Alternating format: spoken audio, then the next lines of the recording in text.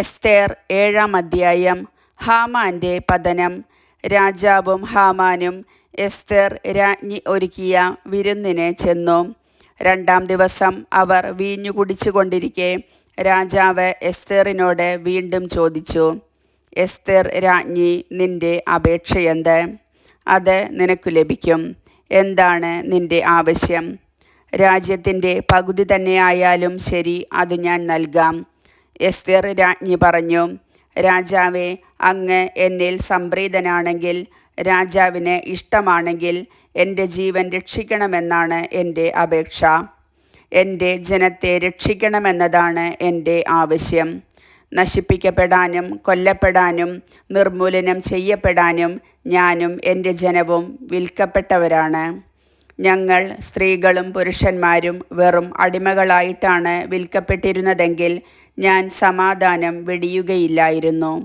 ഞങ്ങളുടെ നാശം രാജാവിന് നഷ്ടമായി തീരരുതല്ലോ.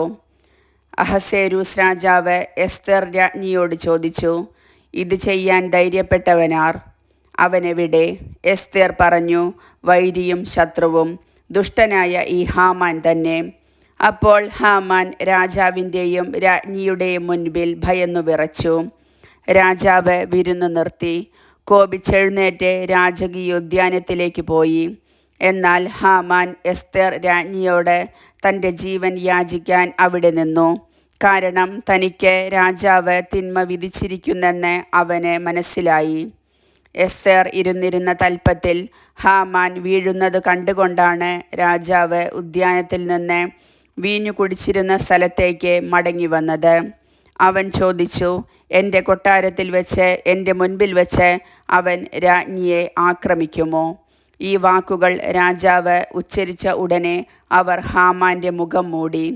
രാജാവിനെ സേവിച്ചിരുന്ന ഷണ്ഡന്മാരിൽ ഒരാളായ ഹർബോണ പറഞ്ഞു, രാജാവിനെ രക്ഷിച്ച മൊർദെഖായിക്കു വേണ്ടി ഹാമാൻ തയ്യാറാക്കിയ 50 മുഴം ഉയരമുള്ള കഴുമരം അവൻ്റെ വീട്ടിൽ നിൽക്കുന്നു.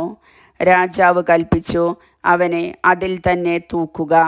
അങ്ങനെ മൊർദെഖായിക്കു വേണ്ടി ഹാമാൻ തയ്യാറാക്കിയ കഴുമരത്തിൽ അവനെ അവർ തൂക്കി.